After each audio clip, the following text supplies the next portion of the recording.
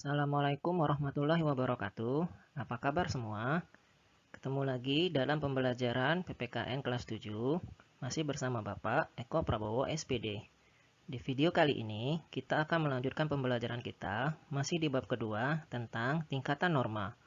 Kalau di pertemuan sebelumnya, kita sudah membahas tentang perilaku yang sesuai dengan norma. Hari ini kita akan melihat bagaimana tingkatan norma. Yuk langsung saja kita bahas materi kita pada pertemuan kali ini.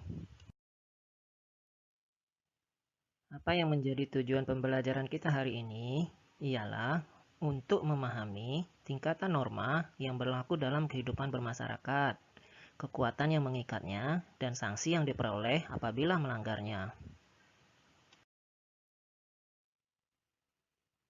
Nah, inilah yang akan kita pelajari hari ini, tentang tingkatan norma berdasarkan kekuatan mengikatnya, yaitu 1. Cara atau usage, 2. Kebiasaan atau folkways, 3. Tata kelakuan atau mores, 4. Adat istiadat atau custom. Yuk, langsung saja kita bahas tingkatan norma yang pertama, yaitu cara atau usage.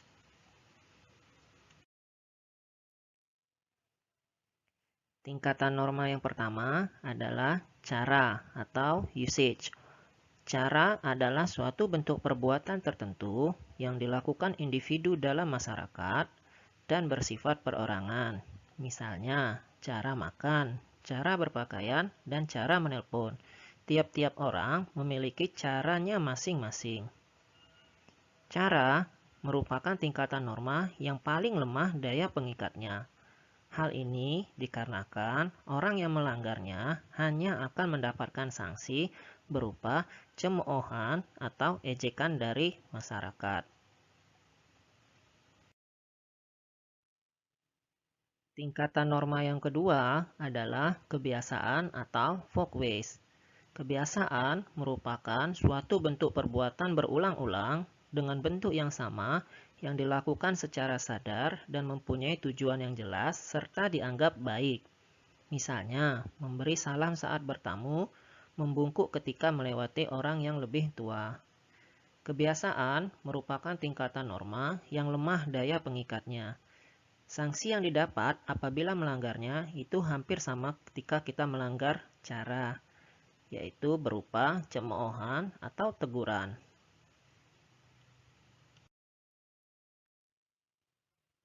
Tingkatan norma yang ketiga adalah tata kelakuan atau mores.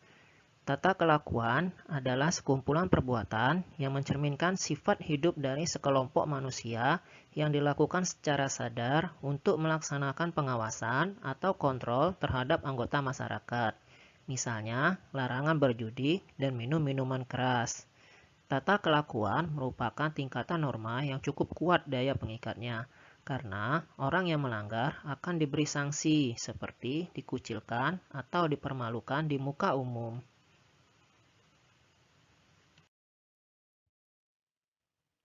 Tingkatan norma yang terakhir atau yang keempat adalah adat istiadat atau custom. Adat istiadat adalah tata perilaku yang telah terpola dan terintegrasi secara tetap dalam suatu masyarakat serta mengikat kehidupan masyarakat tersebut dalam kehidupan sehari-hari. Misalnya hukum adat suku Batak yang melarang pernikahan satu marga. Adat istiadat merupakan tingkatan norma yang kuat daya pengikatnya. Jika dilanggar, tidak hanya si pelanggar yang menerima sanksi, tetapi seluruh keluarga si pelanggar akan menerima sanksinya, berupa dikeluarkan dari adat daerah tersebut.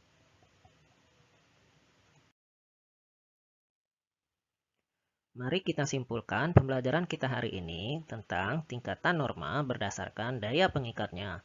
Dimulai dari yang pertama yaitu cara, yang kedua kebiasaan, yang ketiga tata kelakuan, dan yang terakhir yang keempat yaitu adat istiadat, di mana cara dan kebiasaan memiliki sanksi yang ringan, sementara tata kelakuan dan adat istiadat memiliki sanksi yang berat apabila kita melanggarnya. Itulah materi pembelajaran kita hari ini. Untuk pertemuan kita minggu depan, di video selanjutnya kita akan membahas tentang perumusan Undang-Undang Dasar Negara Republik Indonesia tahun 1945. Sampai jumpa lagi.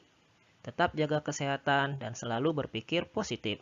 Wassalamualaikum warahmatullahi wabarakatuh.